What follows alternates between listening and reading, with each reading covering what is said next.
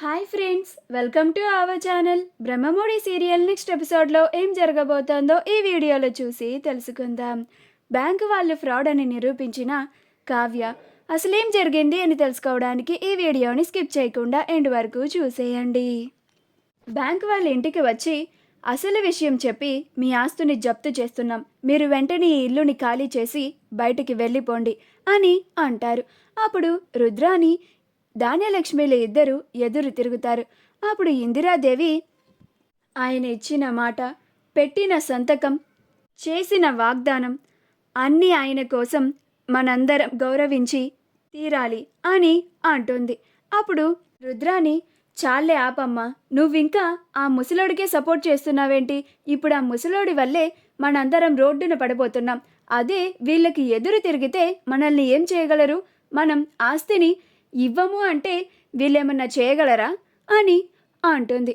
అప్పుడు bank officers, మీరలా ఎదురు తిరిగితే మేం చేయాల్సింది మేం చేస్తాం మేడం, మాకుండే ప్రాసెస్ మాకుంటుంది అని అంటాడు. అప్పుడు రుద్రాని, ఏం చేస్తారు మీరు అని వాళ్ళ మీదకి వెళ్తూ ఉంటుంది. అప్పుడు రాహుల్ రుద్రాణిని, నువ్వు ఆగు మామ్ అని ఆపుతాడు.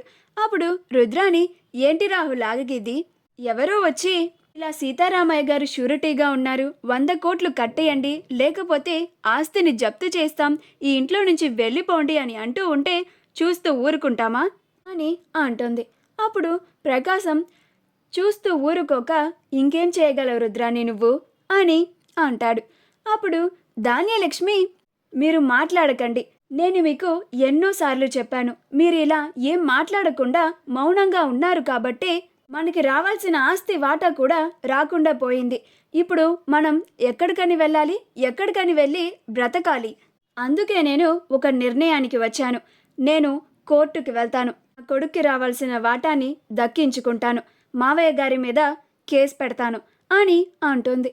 అప్పుడు రుద్రాని, అలా అన్నావు బాగుంది ధాన్యలక్ష్మి, నేను నీకు సపోర్టుగా ఉంటాను అని అంటుంది. మనం వీళ్ళందరినీ నమ్ముకొని ఇన్నాళ్ళు వాళ్ళు ఎన్ని చెప్పినా నోరు మూసుకొని ఉన్నాం కాబట్టే చివరాఖరికి మనకి ఇలాంటి గతి పట్టింది. ఇక నుంచి నేను వీళ్ళెవ్వరినీ నమ్మను. మన కొడుకులకి రావాల్సిన వాటాలు ఎలాగైనా దక్కించుకోవాల్సిందే అని అంటుంది. అప్పుడు ఇందిరాదేవి, ఏంటి, నా భర్త మీద కేసు పెడతారా? ఇన్నాళ్ళు ఆయన నా కుటుంబం, నా పిల్లలు, నా కొడుకులు, నా కోడలు, నా కూతురు, నా మనవళ్ళు అని అనుకొని ఎంతో మురిసిపోయాడే, ఆయనకి మీరు ఇస్తున్న బహుమతి ఇదేనా? ఇప్పుడు ఆయనకి సమస్య వచ్చి ఆయన సంపాదించుకున్న ఆస్తిని బ్యాంకు వాళ్ళకి ఇస్తున్నాము అంటే ఇలా ఎదురు తిరుగుతారా? చివరాఖరికి ఆయన మీదే కేసు పెడతామంటారా? ఇలా ఆస్తి కోసం మీరు ఏం చేయమన్నా చేసేలా ఉన్నారే అని అంటుంది. అప్పుడు రుద్రాని, మరి మీతో పాటు ఆ రోడ్డు మీదకు వచ్చి మీతో కలిసి కూర్చొని అడుక్కొని తినమంటావా? మాకంత కర్మేం పట్టలేదు, మాకు రావాల్సిన వాటా మాకు వస్తే మేము దర్జాగా బతుకుతాం అని అంటుంది.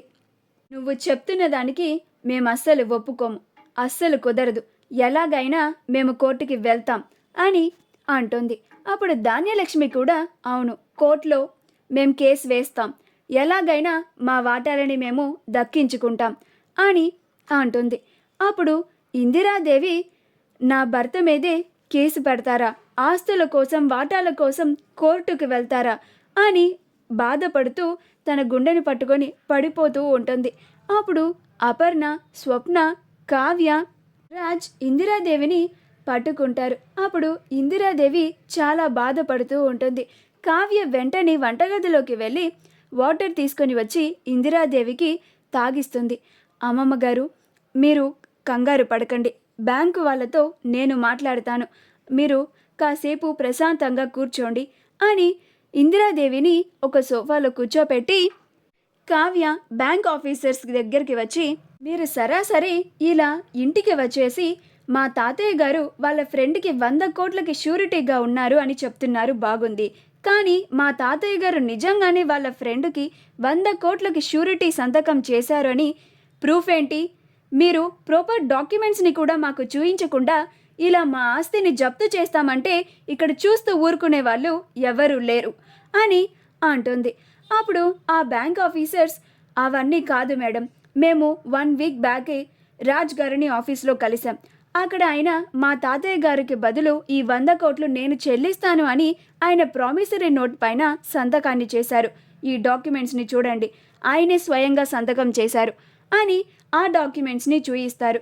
అప్పుడు కావ్య ఆ డాక్యుమెంట్స్ని చూసి, నేను మిమ్మల్ని మా తాతయ్య గారి షూరిటీగా ఉన్నారు అని అనడానికి ప్రూఫ్ అడిగాను, అంతేకాని ఈ డాక్యుమెంట్స్ని చూయించమనలేదు. ముందు మీరు ఆ ప్రూఫ్ ఏంటో మాకు చూయించండి, అప్పుడు మేము మీకు సహకరిస్తాము. అప్పుడే మా తాతయ్య గారు నిజంగా షూరిటీగా ఉన్నారు అని నమ్ముతాము అని అంటుంది.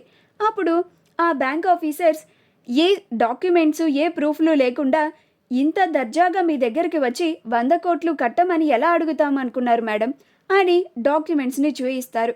అప్పుడు కావ్య ఆ డాక్యుమెంట్స్ని చూసి, మీరు ఫ్రాడ్ చేస్తున్నారు, ఇది దొంగ కాగితాలు అని అంటుంది. అప్పుడు బ్యాంక్ ఆఫీసర్స్, ఏంటి మేడం ఏం మాట్లాడుతున్నారు మీరు, ఆ డాక్యుమెంట్స్ ఫేక్ డాక్యుమెంట్స్ అంటారేంటి అని అంటారు. అప్పుడు కావ్య, మరి డాక్యుమెంట్స్ని ఫేక్ అనకుండా ఇంకేమనాలి, మా తాతయ్య గారి సంతకాన్ని ఇలా చేయరు, ఎవరో ఇది కావాలనే మా తాతయ్య గారి సంతకాన్ని ఫోర్జరీ చేసి మీ చేత ఇలా చేయిస్తున్నారు, ఇదంతా మీరు మా వెనకాల ఉన్న ఆస్తిని కొట్టేయడానికే చేస్తున్నారు కదా, నిజం చెప్పండి, మీరు నిజంగానే బ్యాంక్ ఆఫీసర్సేనా, మీ ఐడీలు చూయించండి అని అంటుంది. అప్పుడు ఆ బ్యాంక్ ఆఫీసర్స్, మాకు కట్టాల్సిన డబ్బులు కట్టకుండా ఈ ఇల్లుని ఖాళీ చేయకుండా పైగా మా ఐడీలనే అడుగుతున్నారా మేడం, మాపైనే దౌర్జన్యం చేస్తారా, వెంటనే మీ ఆస్తి మొత్తాన్ని ఈ ఇల్లుని సీజ్ చేస్తాం అని అని అంటారు. అప్పుడు కావ్య, సరే అయితే నేను కూడా పోలీసులకి కాల్ చేశాను, వాళ్ళు దారిలోనే ఉన్నారు, మీరు నిజంగానే ఆఫీసర్సో కాదు, మీ వెనుక ఎవరుండి ఇదంతా చేయిస్తున్నారో వాళ్ళే మీ చేత ఈ నిజాన్ని చెప్పిస్తారు అని అంటుంది. మీకు జీవితాంతం జైల్లో ఉండేలాగా శిక్ష పడేలాగా చేస్తాను అని అంటుంది. అప్పుడు ఆ బ్యాంక్ ఆఫీసర్స్, పోలీసులకి చెప్పాను అని అనగానే, మేడం సారీ మేడం, ఏదో డబ్బు కాసపడి ఇలా చేశాం మేడం, మా వెనకాల ఎవరూ లేరు మేడం, ప్లీజ్ మేడం దయచేసి ఆ పని మాత్రం చేయకండి మేడం, ఇంకోసారి ఇలాంటి పని అస్సలు చేయం మేడం అని బ్రతిమలాడుతూ ఉంటారు. అప్పుడు రాజ్ వాళ్ళ కాలర్ని పట్టుకొని వాళ్ళని కొట్టి, మీ చేత ఎవరి పని చేయించారు నిజం చెప్పండి అని వాళ్ళని కొడుతూ ఉంటాడు. ఈలోగా పోలీసులు వస్తారు. వాళ్ళు వచ్చి, వీళ్ళ సంగతి మేం చూసుకుంటాం, వీళ్ళ వెనకాల ఎవరున్నారో మేము వీళ్ళ చేత కక్కించి మీకు ఇన్ఫర్మేషన్ని పాస్ చేస్తాం అని అంటారు. అప్పుడు ఆ పోలీసులు వాళ్ళని అక్కడి నుంచి తీసుకెళ్ళిపోతారు. మా వీడియో కనుక మీకు నచ్చినట్లయితే లైక్ చేయండి, షేర్ చేయండి, మా ఛానల్ని సబ్స్క్రైబ్ చేసుకోండి, పక్కనే ఉన్న బెల్ ఐకాన్ని క్లిక్ చేయడం మాత్రం మర్చిపోకండి.